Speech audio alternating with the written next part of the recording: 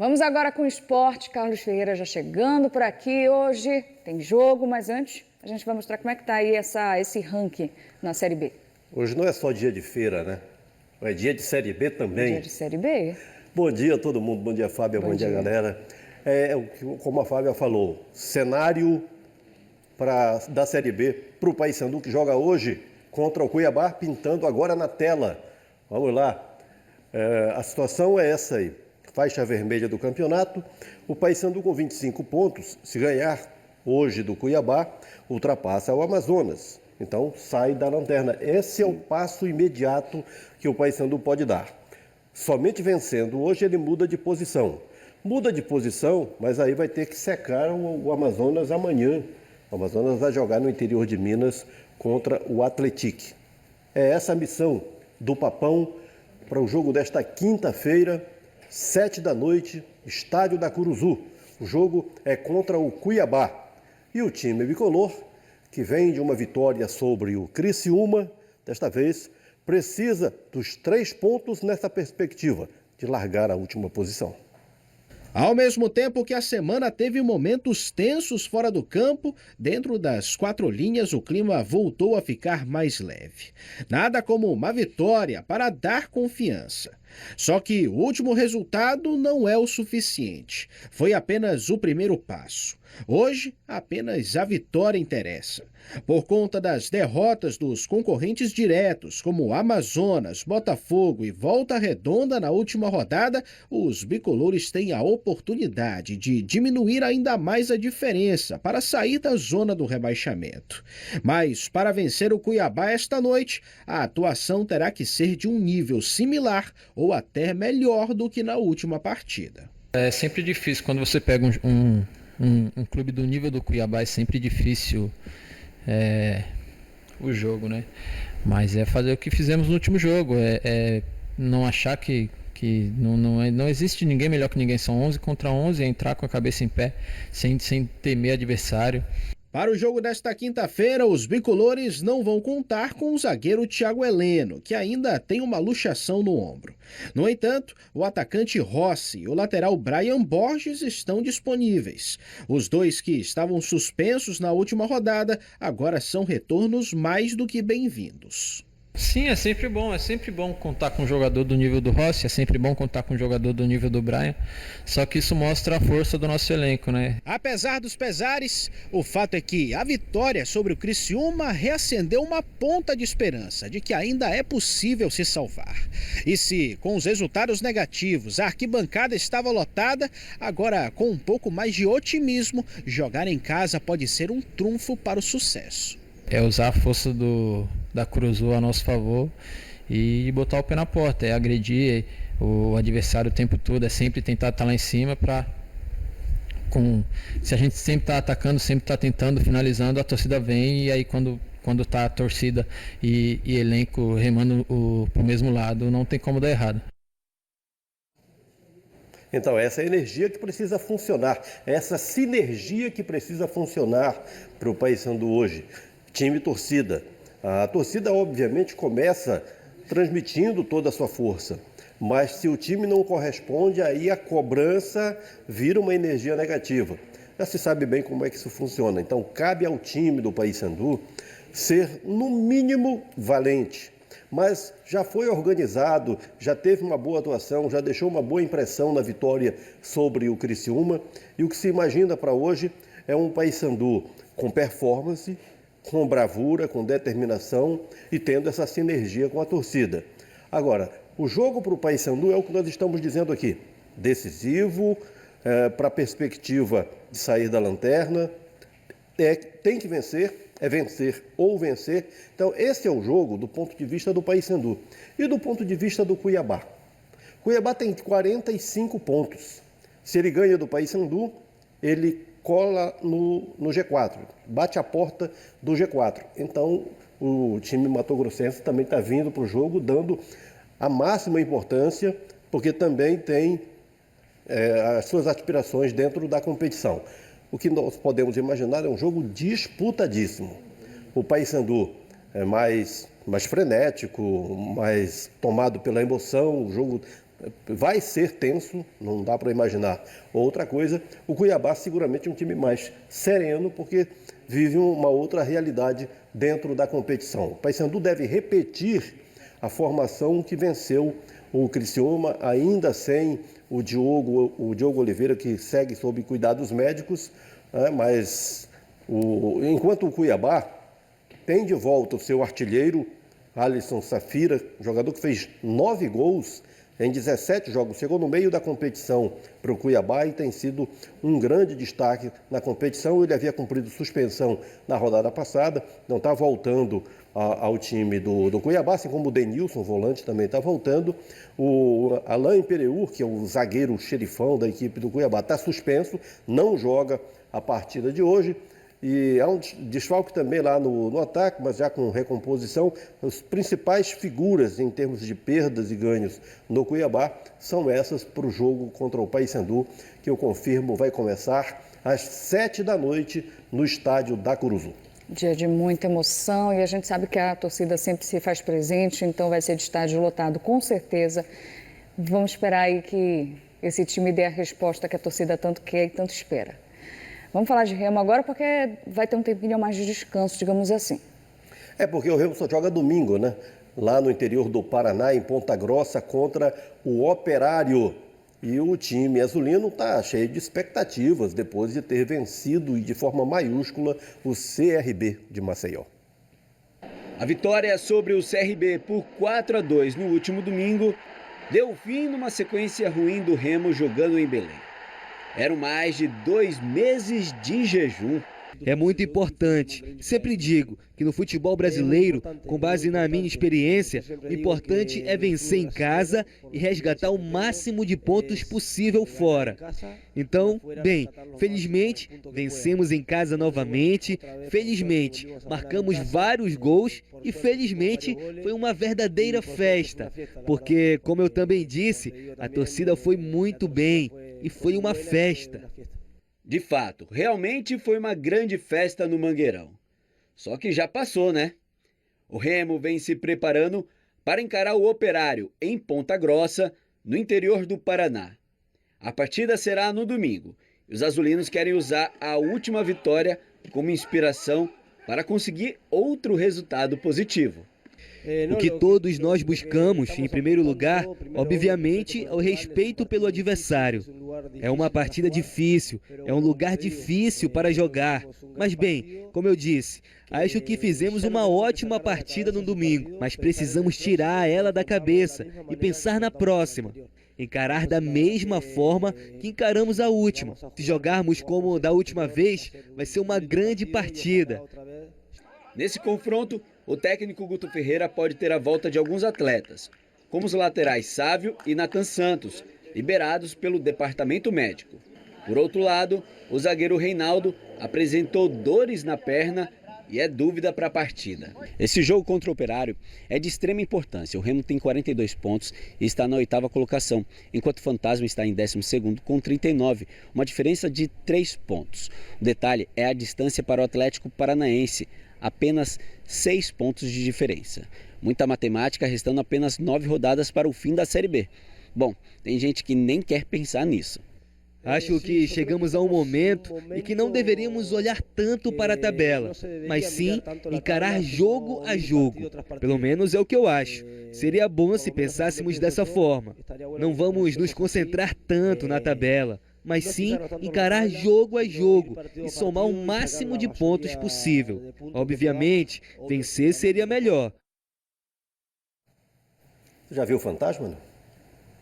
Olha, visagem é difícil não ver aqui em Belém, né, no Pará. Já sonhou com o Fantasma? Já. Pesadelo, né? Pesadelo, com Então, certeza. Fantasma é o apelido do Operário. Ah, é? É, o adversário do Remo. Tomara que não seja um pesadelo para o Remo. Que não seja. Espera. E os azulinos, pelo jeito, não estão com o menor medo de fantasma, né? Então, o Remo vai para esse jogo com uma certa autoridade, com autoconfiança, a expressão é essa, com autoconfiança resgatada depois do que o time produziu diante do CRB na estreia do técnico Guto Ferreira e com a semana de trabalho do novo comandante, aprimorando o que o Remo mostrou de melhor, que é o perfil original lá das primeiras rodadas do time reativo, um time que marca atrás e sai em velocidade, que, enfim, aplica velocidade nas suas transições, e isso funcionou muito bem contra o CRB. O Guto Ferreira até disse o seguinte: não precisei fazer muita coisa, porque isso já é o perfil do time do Remo, já era assim lá no começo, eles só precisaram resgatar um comportamento, e de fato foi o que aconteceu. Então, se imagina para esse jogo lá no interior do Paraná, o Remo de novo reativo, num jogo em que o dono da casa deve tomar as iniciativas, então fica bem sugestivo o Remo ter essa estratégia de jogo. Se funciona, se não funciona, se vai dar certo, se não vai dar certo, só depois que a bola rolar, mas os azulinos estão sim muito confiantes. E o Clube do Remo, que está na luta para entrar no G4 desta Série B e quem sabe ascender à principal divisão do futebol brasileiro, vive esse desafio com o trabalho do executivo Marcos Braz. Que trabalho é esse? O que já rendeu? O que está planejado? Vamos conferir. A batalha pelo acesso continua. Os azulinos seguem acreditando que podem conquistar o principal objetivo da temporada, entendendo também o anseio do fenômeno azul. Não acabou nada, ninguém entregou a toalha aqui em relação a nenhum tipo de aspecto em relação à parte de você conseguir os objetivos, os maiores objetivos do ano. Agora, a gente precisa, é o que você falou, a gente viu aqui a cobrança é uma cobrança diária, que é uma cobrança que é de time grande, é uma cobrança em que você tem uma torcida apaixonada que quer uma resposta sempre rápida. Marcos Braz é o homem que comanda o futebol do Remo. Foi o responsável em trazer Antônio Oliveira, que acabou não vingando. O técnico português ficou 3 meses no comando da equipe, com 15 jogos, sendo 4 vitórias, 7 empates e 4 derrotas. Um aproveitamento de 40%. Uma troca de técnico, ela nunca é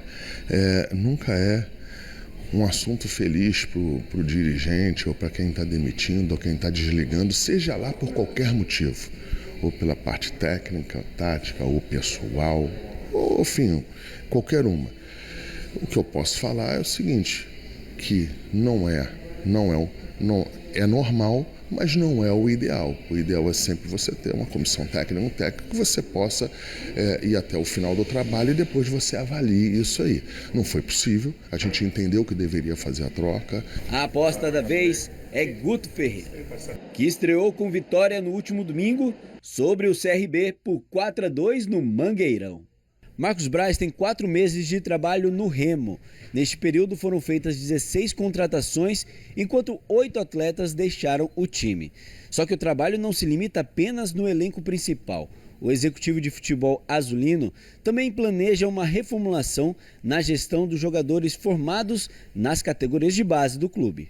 A ideia é que o Remo possa, de fato, lucrar com essas joias azulinas. Um desses jovens que podem render dinheiro ao clube é o lateral direito Cadu, emprestado ao Botafogo com opção de venda fixada em 5 milhões de reais. O jogador está atuando na equipe sub-20 do Glorioso. Mesmo que essa venda, se não acontecer, o importante é o Remo estar posicionado nessas situações aí, em que, por exemplo, jogadores mais novos, quando forem sair daqui, se tiverem que sair, o ideal é que não se saia, o ideal é que fique aqui, passe por todo o processo aqui e sirva o profissional. Mas às vezes não é possível e a gente vai fazer algumas transferências em que o Remo vai estar resguardado em situações futuras, que isso aí é o que vai oxigenando dinheiro novo para que a gente possa estruturar mais ainda as necessidades que o Remo precisa. Braz também tem se empenhado na reestruturação da Toca do Leão. Foi feita recentemente uma ampla reforma, dando uma nova cara ao local. Não quero nem atribuir a mim essa estruturação, pelo amor de Deus. Essa estruturação é da diretoria, do presidente Antônio. O que tem, de fato, é um requisito diário meu para que a gente possa, de fato, ir fazendo as coisas, mas, de fato, a gente teve uma mudança aqui substancial em relação à parte aqui do trabalho que está sendo feito, e pode ter certeza, num momento próximo, eu não quero me pegar ao prazo, para eu não ficar pelo menos refém desse prazo. A gente vai começar a fazer o nosso treinamento. Mudanças na gestão do futebol, reformas internas e a construção do CT são legados que Marcos Braz quer deixar no clube paraense. É sempre chato falar isso, mas é necessário falar isso. A gente precisa estruturar com mais ênfase para qualquer dirigente que venha estar aqui nos próximos anos, ou qualquer dos presidentes que venham a estar aqui nos próximos anos.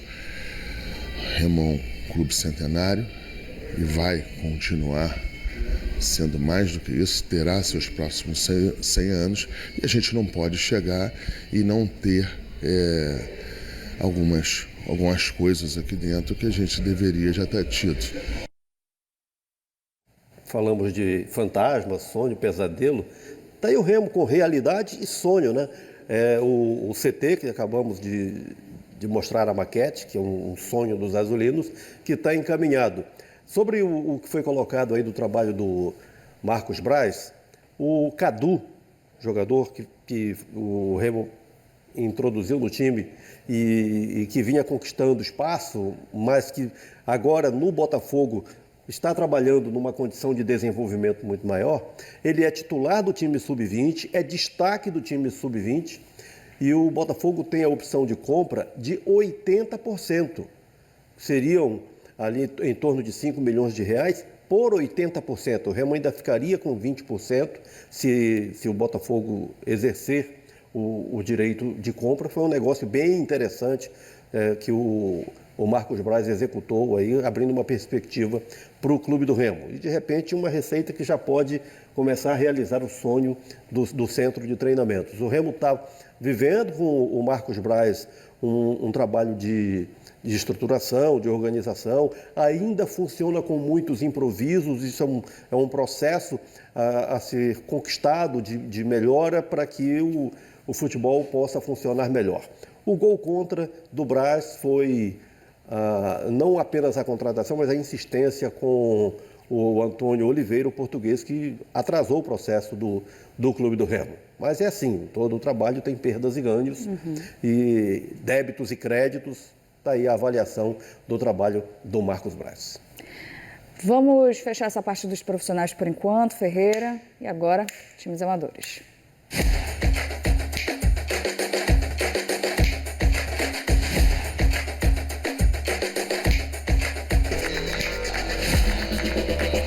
O primeiro que chega, sem fôlego.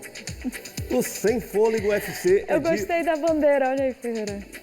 Olha lá, com o ânimo, né, do Sem Fôlego. Sem fôlego. Disse tudo, bem observado, Fábia. Marapanim. Agora quem é que vem? Repá, do Fute Pelota da 7. Cametá. Azulinos e bicolores juntos ali na mesma foto. Boleiros da Quinta hoje tem. Hoje verdade. Tem. Boleiros da Quinta Marituba. Quem vem agora? O Cap Base, que é de Capitão Poço, com seu time sub-20. Ali sub-25, houve um erro de digitação, é o time sub-20 de Capitão Poço. Flamenguinho do Acará, tá aí o Flamenguinho acaraense. Xingu Master de Altamira, sempre bom ter Altamira aqui no nosso quadro. Livramento, Vila Bacuriteua, Santarém Novo. Taxistas e Amigos, Curuçá. Quem vem agora? Santos Dumont, Caçazum, Belém. Seleção de Colares, que foi campeã intermunicipal em 2012, tem aí a sua foto retrô, esse resgate de uma história gloriosa lá do futebol de Colares. Maravilha, vamos agora movimentar. Com os gols, vamos lá, nesta quinta, a goleada começa com o Peter do Seca Boteco, de Nova Timboteua. Aí a bola para a rede no cabeceio do Peter para o Seca Boteco. Esse é assumido. O desvio e a bola beijando a rede. O Gago Castanhal é do Horizonte, lá em Nova Timboteua. De cabeça, o desvio e o golaço. E a comemoração, mais uma vez. Um gol do Gago Castanhal. Não gaguejou, simplesmente cabeceou para a rede. Avançamos com Ramírez. Que golaço esse aí, Fábio. Olha só, a matada no peito. Boa. E ele dispara de canhota. O Ramírez é do Caeté, na Copa Rural de Curuçá. Lindo gol do camisa 9 do Caeté. Golão do Ramírez. Já está na galeria dos golaços de outubro. Quer mais golaço? Olha esse aí. Bola cruzada aí. Eita, Finalização rapaz. abusada, hein? Claramente André não Anderson. foi sem querer, foi tudo consciente. André planejado. Anderson, Inter de Milão, Campeonato dos Profissionais da Educação, em Castanhal, grande gol do André. Comemorou bastante, André. Boa. Ezequiel, Sementes da Vida, Guamá, Belém. Outro belo gol, olha só como ele vai deixando o marcador ali perdido na jogada e finaliza. Ezequiel, com mais um gol. Aí mais um dele. O corte para o meio, o tiro, a bola na rede e a festa. Semente da Vida, bairro do Guamá. Maria Isis, Planet e Igarapé-Açu. A matada, o domínio e o toque sutil para fazer o gol e comemorar. Olha ela mais uma vez. Maria Isis, lá de Igarapé-Açu. Tem mais? Tem sim. Ronaldinho é repá, lá do bairro Pirapora, em Castanhal. E ele faz para o Papão, o camisa 9 no cabeceio. Bola no ângulo. Gol do Papão. O Messi é sub-10 do Pinheirense, lá de Coraci. Livre, sem marcação, mas ele aproveitou bem. Aí o gol do garoto. E o goleiro ainda tocou na bola, mas não evitou o gol do Messi. O Bernardo é goleiro do Santa Catarina. Ele chuta assim meio sem querer. E o goleiro adversário colaborou de goleiro para goleiro. Olha lá. Um gol meio acidental. Olha aí, bacana. Marcado pelo Bernardo do Santa Catarina. Muito Fagner, bom. Goleiro do Piriá, de Nova Esperança do Piriá. Tá aí a defesa providencial e registrada aqui. Quando a gente mostra gol de goleiro é meio que forra, né? Porque os goleiros são mostrados aqui tomando gol em alguns vacilos, enfim, méritos de atacantes. De vez em quando é sempre bom a gente também poder mostrar as defesas dos goleiros. Boa, e até gol, como teve aqui. Bom, vamos seguindo agora, Ferreira, sair aí dos times amadores e entrar agora na parte da saúde, porque hoje tem quadro. Vamos correr.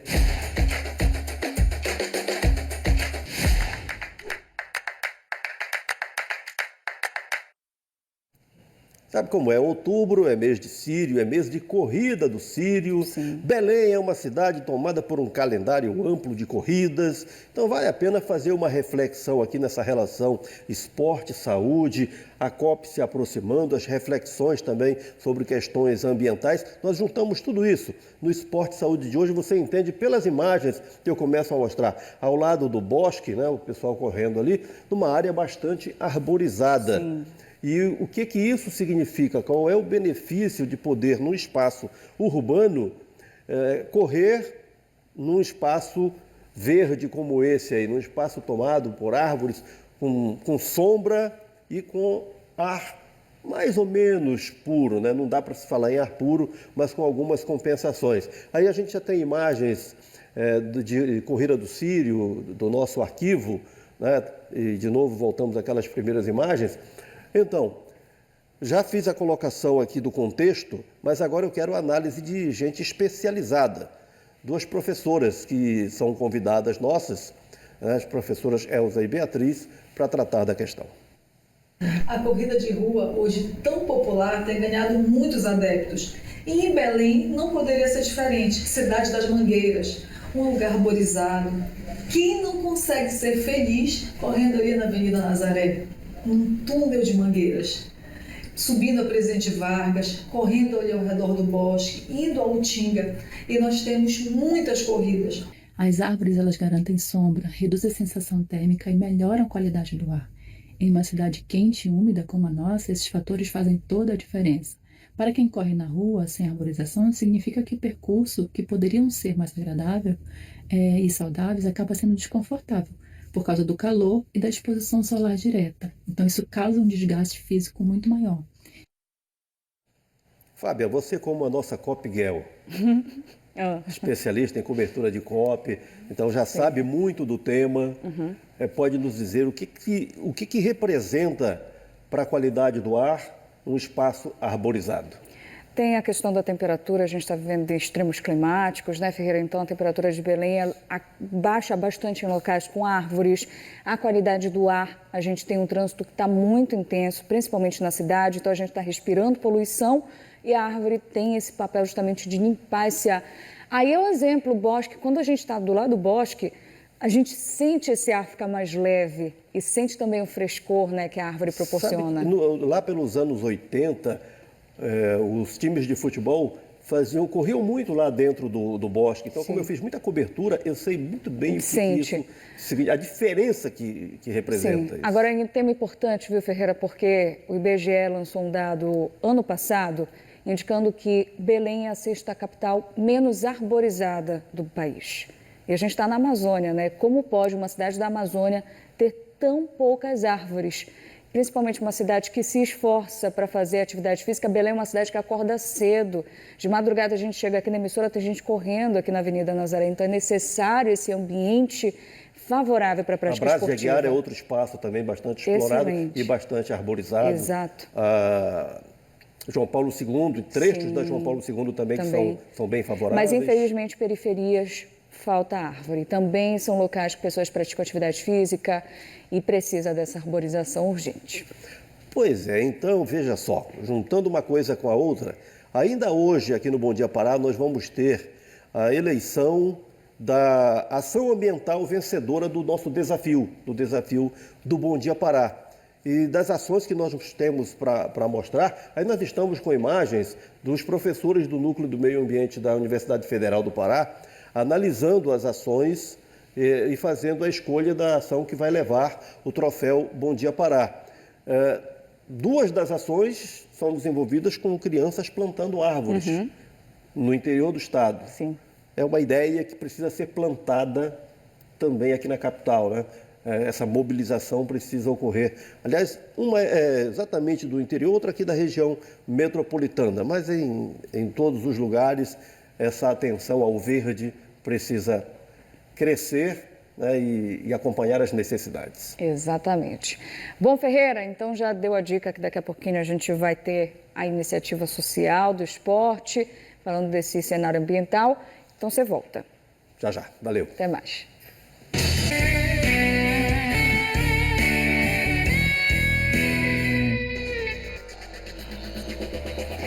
8h21, Ferreira por aqui de volta já com o troféu aí que a gente vai agraciar uma iniciativa muito boa. Deixa eu afastar aqui minha caneca, que eu já tomei meu café, para deixar espaço aí para esse troféu do Mestre Bada. Troféu do Desafio Ambiental, que já vai ter decisão aqui no Bom Dia Pará. Agora, mas antes, vamos lá. Aqui na tela, o futebol amador começando com o Vitória, Ilha Trambioca, município de Barcarena. Amigos de Boa Esperança, Marapanim.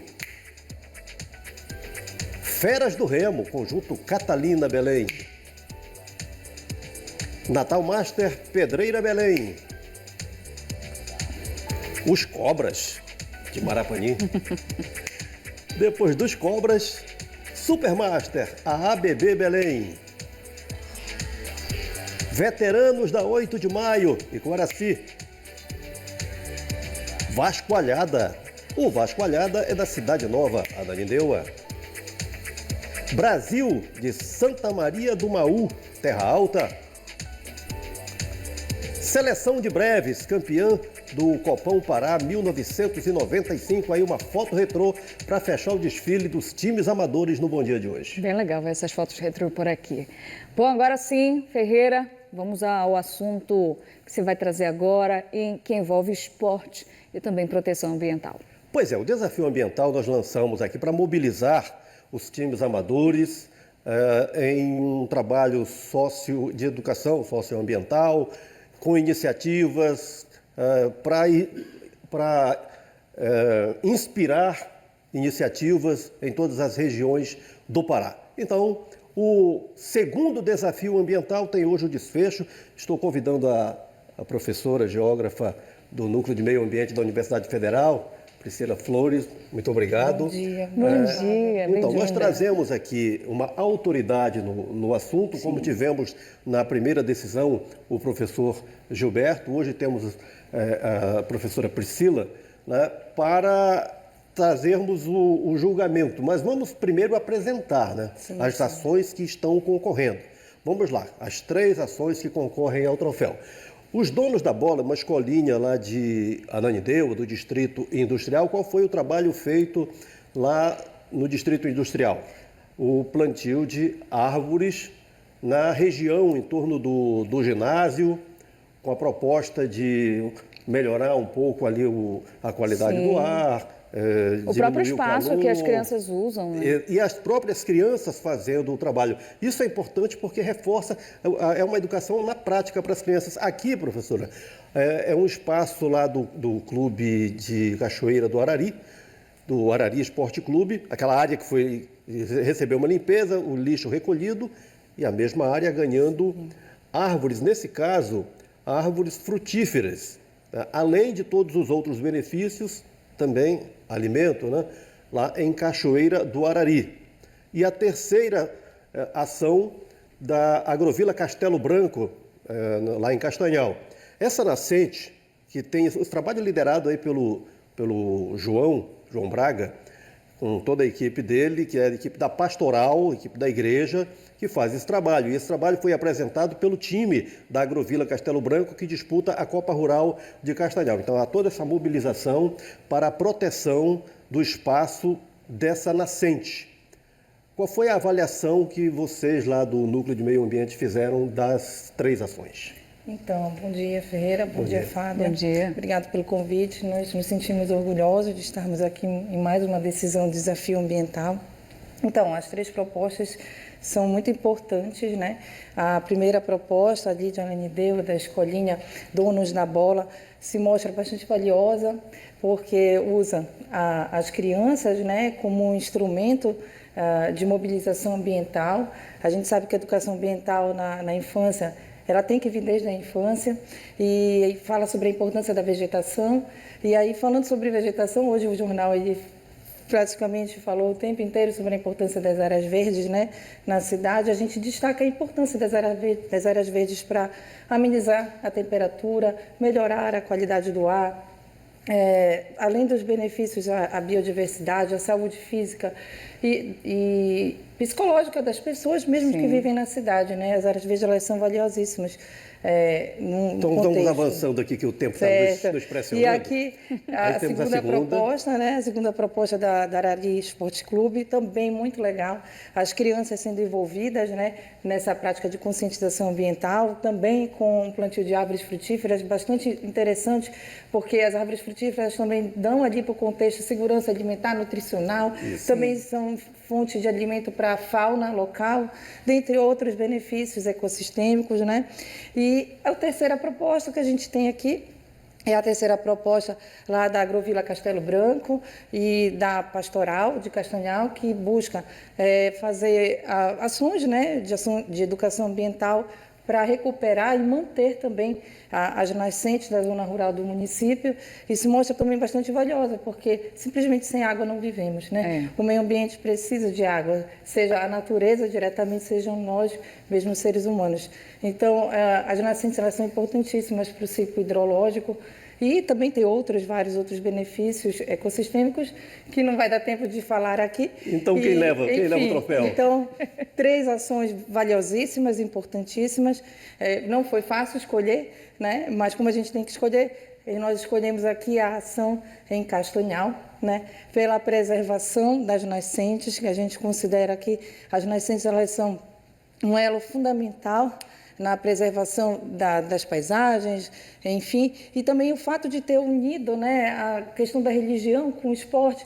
Isso foi um elo de mobilização ambiental que fez com que os comunitários se sentissem envolvidos e se sentissem aptos a trabalhar a questão da educação ambiental. Então, a gente sabe que isso é primordial nos tempos de hoje, né? Parabéns ao pessoal de Castanhal. Só para registro, esse projeto é do Papa Francisco, é para o mundo inteiro. Sim. E é desenvolvido, então, pela igreja, nesse caso apresentado aqui pelo time da Agrovila Castelo Branco, que disputa a Copa Rural de Castanhal. Tá aí, o troféu tá indo para Castanhal. Ganhou o troféu do Bom Dia Pará, com esse apelo verde. É isso, obrigada mais uma vez, Priscila, pela participação, geóloga, dando esse ponto de vista de especialista. E parabéns, mestre Bada, mais uma vez pelo troféu, ficou lindo, hein? Obrigada pela sua companhia, a gente espera amanhã. Tchau, tchau.